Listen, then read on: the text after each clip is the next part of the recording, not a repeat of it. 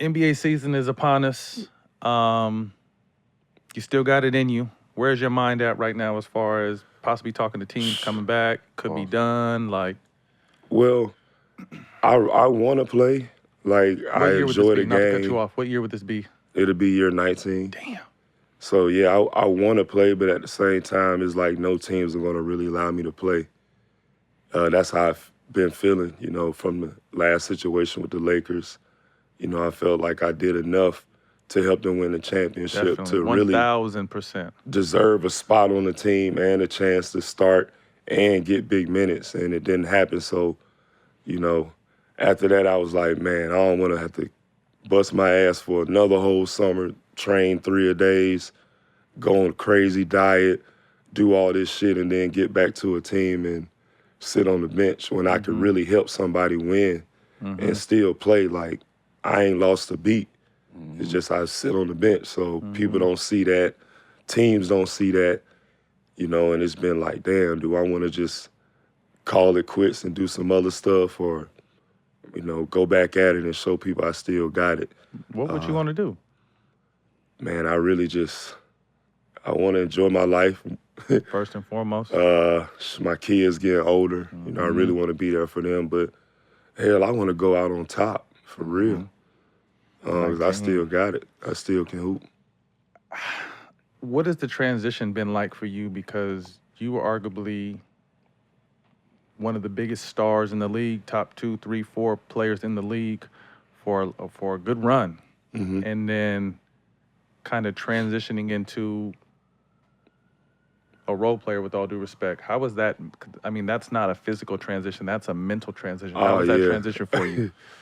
Man, it was tough. I remember I ain't really told nobody this story. I remember, except my close people, going back to the Lakers and trying to get a job the second time with them and meeting with the GM. It's probably about 4 or 5 players, Rondo, AD, a couple more players. And Kirk says to me, "You're not Dwight Howard no more." Who said that? Kirk Rambis. Oh, So he says, "You're not Dwight Howard no more. And don't expect to be Dwight Howard when you come to the team." And I'm like, damn, how you not gonna want me to be myself? And it really just hit me like, dang, I just gotta shut my mouth and do what I'm asked to do and just not allow anything to affect me winning this championship. And that was real hard, to say, shit, I'm not gonna get the ball in the post. I'm not gonna get a lot of minutes. It ain't gonna be that way for me. So let me go and get that out of my mind, put my ego away and shit, just go win the championship. how hard was that though? Like I said, to me, you've never really been too much of an ego, but Yeah, you it wasn't. It didn't take that long Okay. because I really wanted to just win and come back and show people in LA. Like the first time I came, I was hurt damn near the whole season. Tore my labrum. I don't think nobody in the world would play with a torn labrum. But playing with that the whole season, just coming off the worst back surgery you could ever have as a player. And I personally, I even told you, I was like, bro, you coming back too soon. I did come back too soon, but I'm like, man, I want to come back and show everybody I can, Right. get back to the court and play. And shit, it just didn't work out. Yeah. So when I came back this time, I was like, nah, I ain't gonna let nothing stop this one. And we got it. But why, excuse me, Matt, why people say it's ego when really you didn't put in the work to get that respect? Right. Come on You know now. what I'm saying? Yeah. Like, that's why I wouldn't call it ego. You put in the work. And most players that put in the work and done what you've done and should be a shoe-in Hall of Famer, they shouldn't have to go through that. You know You're what I'm saying? absolutely right. You know what I'm saying? They shouldn't have to go through that, and that's the fucked up part of the game. But it's like, for me, I felt like if I would say something or be open about how I felt about the whole situation, Yeah. it'll make it worse. So any situation that has happened with me during my career, for me, I'm like, you know what?